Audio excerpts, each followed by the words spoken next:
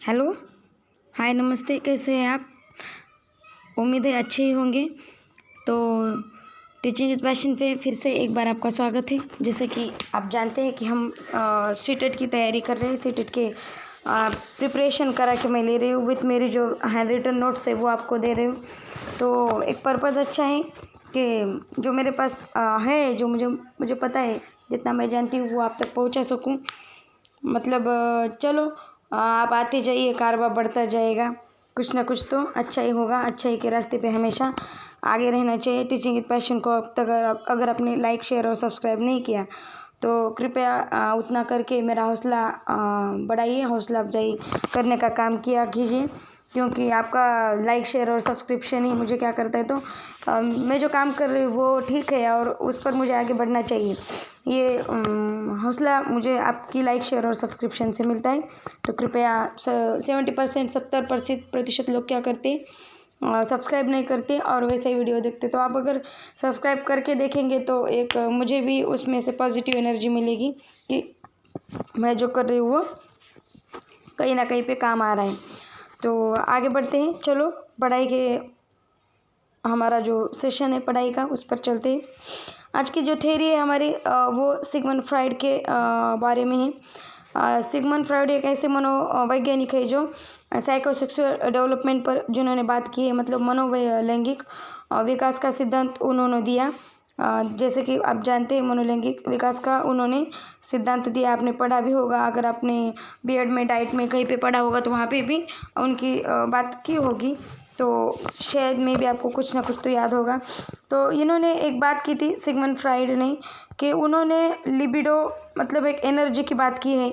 उनका मानना है कि लिबिडो यानी क्या है, एक एनर्जी है जो हर तरफ प्रेजेंट है, जो कि उम्र भर की इंसान में क्या है तो वो उम्र भर प्रेजेंट है। ऐसी उनका मानना है कि जो एक एनर्जी है वो बढ़ती जाती है और हर कृति में, हर स्थिति में इंसान में एक एनर्जी रहती है, जो एक लिबिडो रहता है।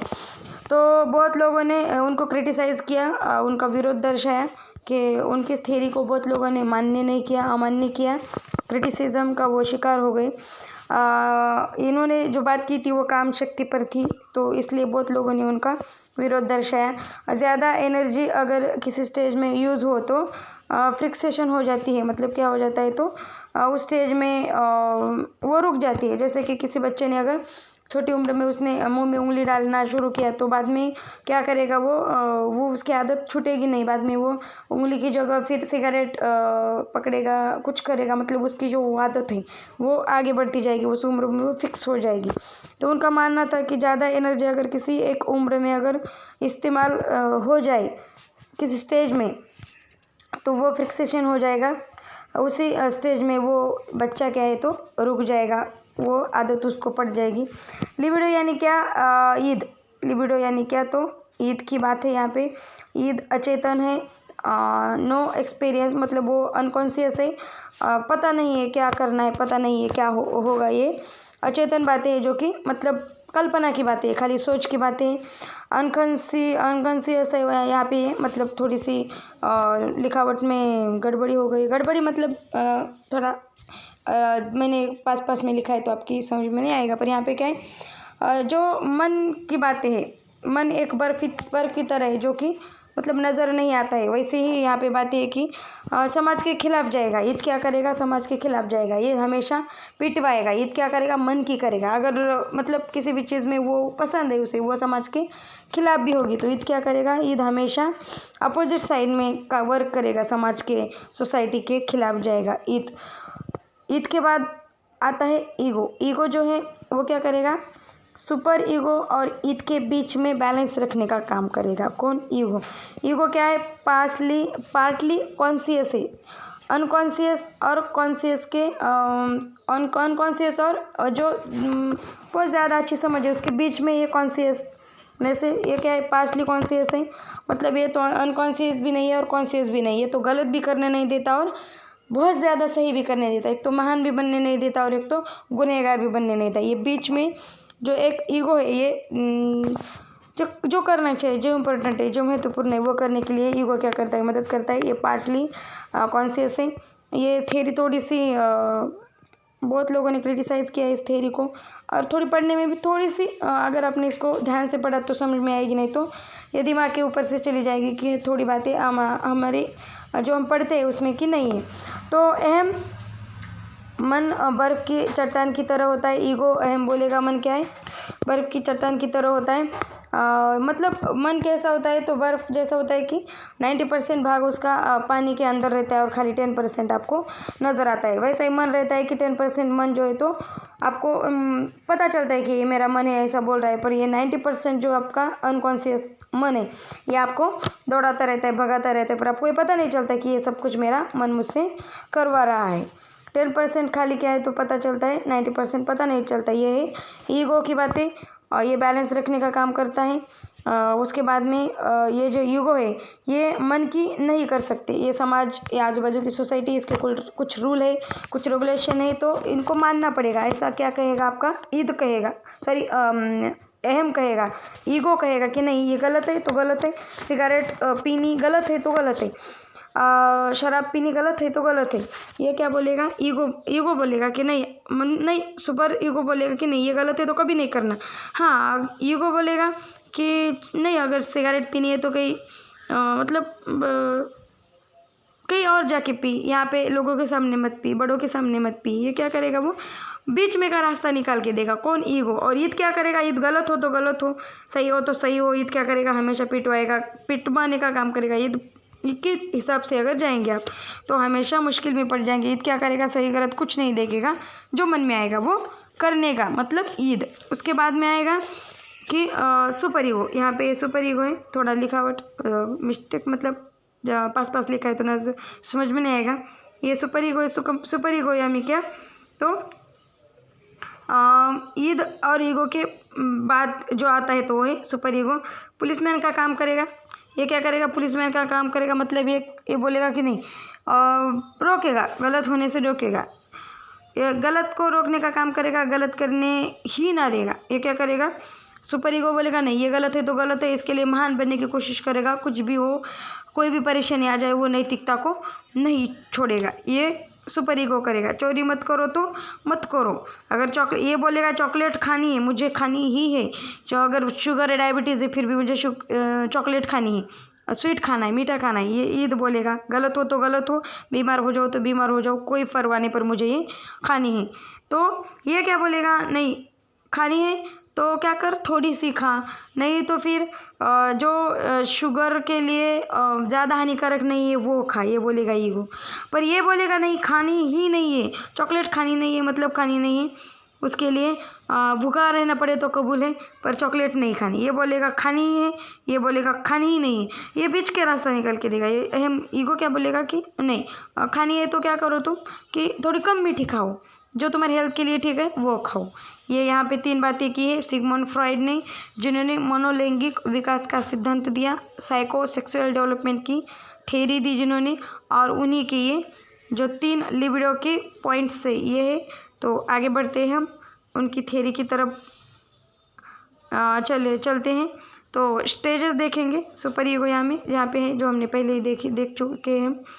तो सिगमंड फ्रॉइड ने स्टेजेस दिए हैं, उन्होंने स्टेजेस दिए हैं, 5 स्टेजेस दिए हैं।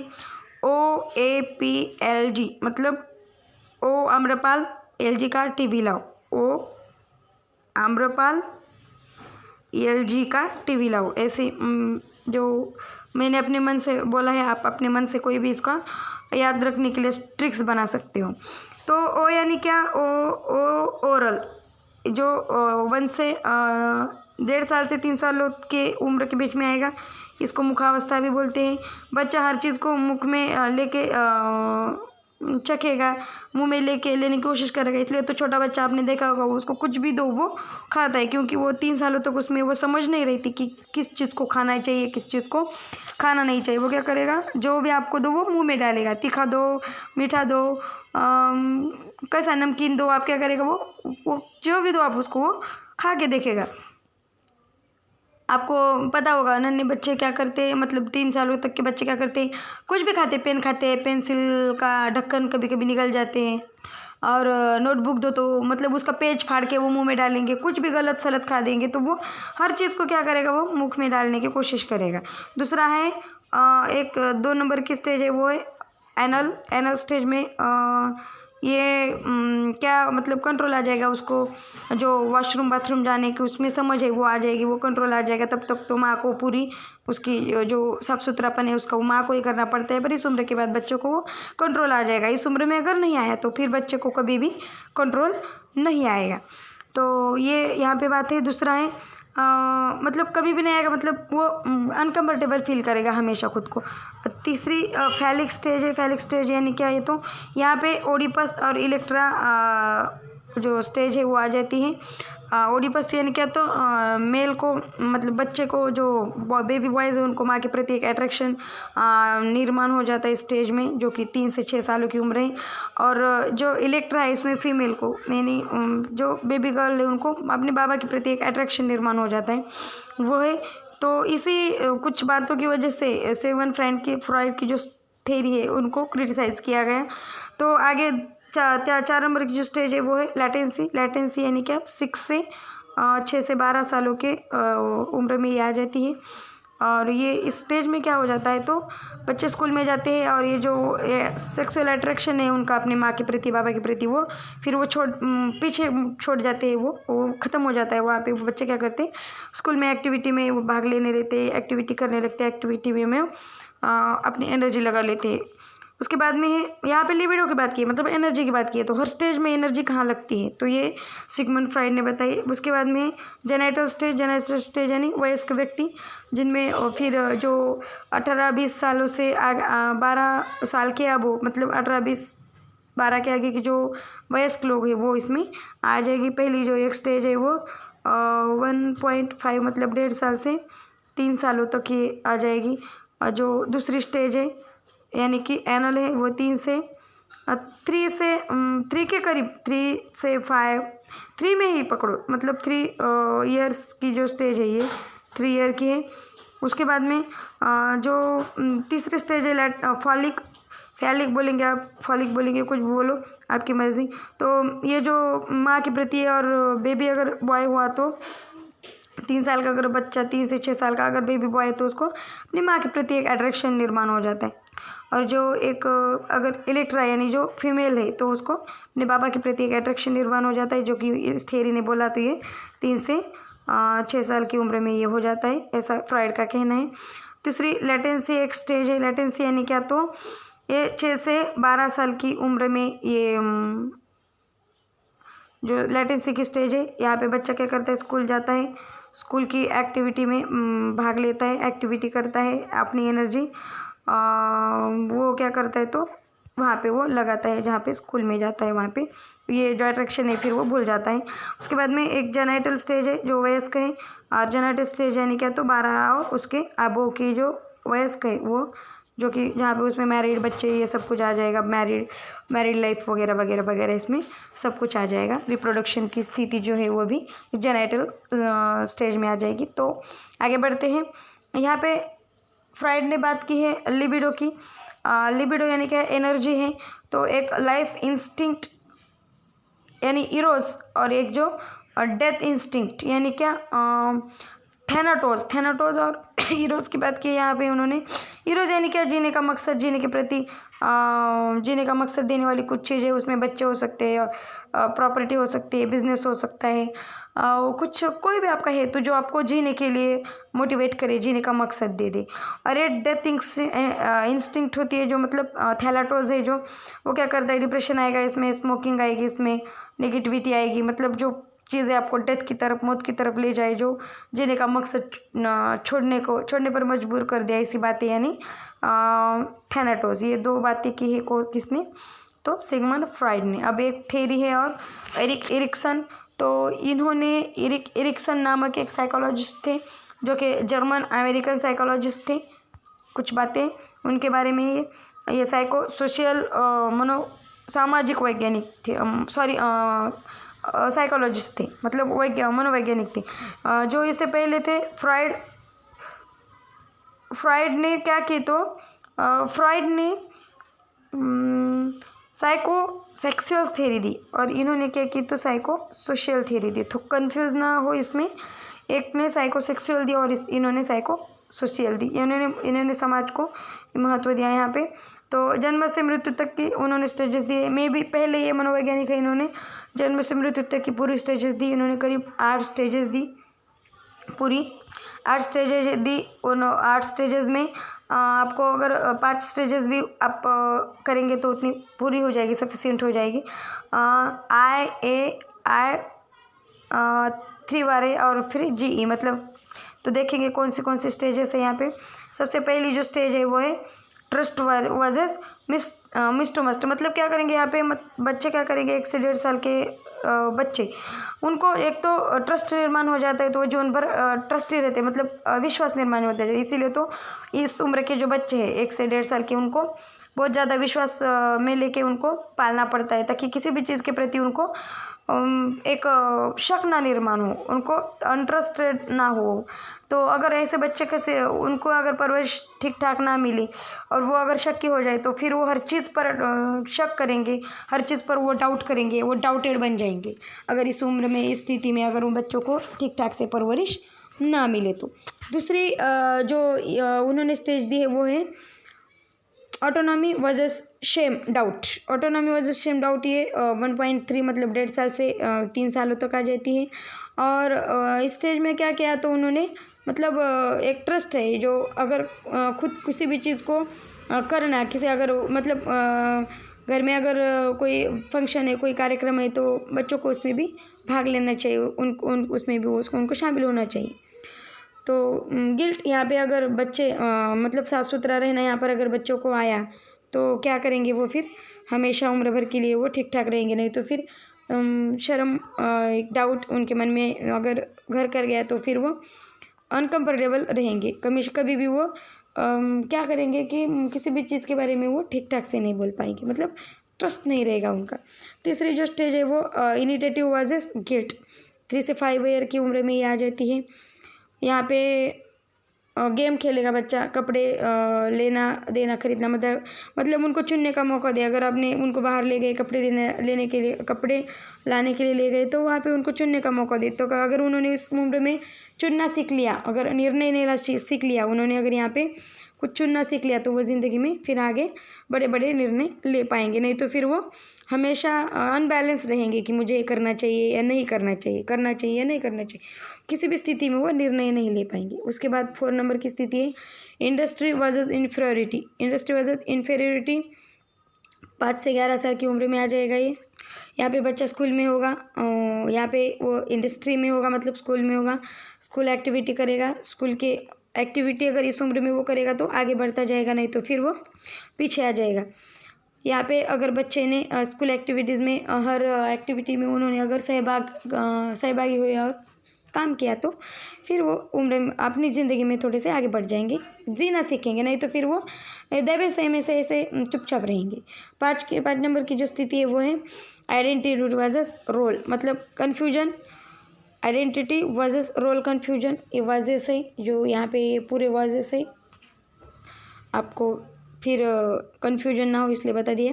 रोल कन्फ्यूजन यानी यहाँ पे उन्होंने क्या किया, 12 से 18 साल की ये जो आयु है, इसमें ये इतनी आपको स्टडी करने की ज़रूरत है, क्योंकि इससे आगे की स्टेजेस आपकी स्टडी में नहीं आती। पहचान खोजेगा बच्चा, मैं कौन हूँ, मुझे क्या करना चाहिए, कन्फ्यूजन में रहेगा कि मुझे क्या करना चाहिए क्या नहीं। इस उम्र में अगर उसने करियर चुन लिया तो वो क्या करेगा, तो बढ़ता जाएगा आगे ज़िंदगी में। अच्छे निर्णय कुछ ले लिए तो अच्छे निर्णय के प्रति वो हमेशा फिर ज़िंदगी में कामयाब हो जाएगा उस निर्णय में और आगे बढ़ता जाएगा। अगर नहीं किया तो फिर खो जाएगा यहाँ पे गलत सही रास्तों में कहीं पर, और फिर उसकी समझ में नहीं आएगा कि मुझे क्या करना था, मुझे क्या करना चाहिए और मैं क्या कर रहा हूँ। तो ये कन्फ्यूजन में वो हमेशा कन्फ्यूज़ रहेगा। तो इसीलिए इस उम्र में बच्चों को क्या करना चाहिए, तो निर्णय लेना चाहिए कुछ ना एक। वहाँ पे अगर उन्होंने मुझे कौन सी फील्ड अच्छी लगती है, कौन सी फील्ड में मैं पढ़ सकता हूँ, ये अगर उन्होंने वहाँ पे तय किया तो वो आगे बढ़ते जाएंगे। तो ये थी हमारी एरिक एरिक्सन की थ्योरी जो कि मनोसामाजिक थी, और एक थी सिगमंड, इससे पहले की सिगमंड फ्रॉइड की थ्योरी जो कि मनोलैंगिक थी। तो ये दो थ्योरियाँ थी। ये थ्योरी थोड़ी सी कन्फ्यूजन वाली है, मतलब आपको कन्फ्यूज़ कर दे कि ये अहम ईगो सुपर ईगो क्या है। तो थोड़ा पढ़ेंगे इसको तो ज़रूर आपको याद हो जाएगा, याद नहीं आपको समझ आ जाएगा, समझेंगे तो लिखेंगे। और सीटेट में अगर ऐसा कोई क्वेश्चन आया तो आपको ये बातें काम की होगी। तो चलो सेशन को लाइक करो, पते की बात है, सब्सक्राइब करो और शेयर करो। ये मेरी मेहनत का फल है अगर आपने किया तो, क्योंकि मैं इसके लिए बहुत कॉन्शियसली मेहनत कर रही हूँ खुद। जो मेरे पास बहुत सारे रफ नोट्स है जो मैंने उस टाइम में, मुझे कोई मार्गदर्शन करने वाला नहीं था कि ये करो वो करो, उस टाइम में मैंने ये नोट्स निकाली थी कि चलो मैं क्या करती हूँ, जो मुझे आता है वो मैं करती हूँ। और उसमें मैं कामयाब हो गई, पहला अटेम्प्ट था मेरा और उसमें मैंने सीटेट के दोनों पेपर अच्छे मार्क्स से क्वालिफाई किए। तो फिर मुझे लगता है कि चलो शेयरिंग करने से अगर किसी का फ़ायदा हुआ तो शेयरिंग करने का क्या बुरी बात है। तो इसलिए ये मेरी ये कोशिश है। तो आप आते जाइए, कारवां बढ़ता जाएगा, टीचिंग इज़ पैशन के साथ पढ़ते जाएंगे। और ऑब्वियसली आप भी भावी टीचर है, मैं भी इसी दौर में पढ़ रही हूँ, पढ़ा भी रही हूँ, तो सबका इसमें भलाई है। तो इस नेक काम में हमेशा मेरे साथ बने रहिए। और सब्सक्राइब करने में प्लीज़ उतना आपका क्या है, मतलब अगर आपकी मेहरबानी होगी सब्सक्राइब करने की तो मुझे अच्छा लगेगा। चलो, तो एक मेरा और भी चैनल है जो एंटरटेनमेंट के लिए है खाली, जो शायरी शॉर्ट्स विद एसपी है, जिस पर जो मुझे थोड़ा बहुत शौक है शायरियों का, तो वो मैंने उस पर उतारा है। अगर आपको मनोरंजन भी पसंद है तो कहीं पे, मतलब पढ़ने के बाद बोर हो जाने के बाद आप अगर कहीं पे कुछ देखते हो या मोबाइल पे यूट्यूब पे जाके, तो शायरी शॉर्ट्स विद एसपी को देखिए, अच्छी अच्छी शायरियाँ वहाँ पे मेरी पढ़ी है, तो देखिए उसको भी लाइक शेयर और सब्सक्राइब कीजिए। और जो पिछली वीडियोज़ है, तो अब तक हमारा ये 6 नंबर का सेशन है। तो ये जो 6 नंबर का सेशन, इससे पहले के 5 सेशन जो मैं अभी डिस्क्रिप्शन में उसकी लिंक दे दूँगी, वो भी पढ़िए, क्योंकि वो पढ़ेंगे तो भी आपको ये समझ में आएगा। तो आप आते जाइए, हम पढ़ते जाएंगे। ठीक है, तो रुक जाते हैं। टेक केयर, बाय बाय, जय हिंद।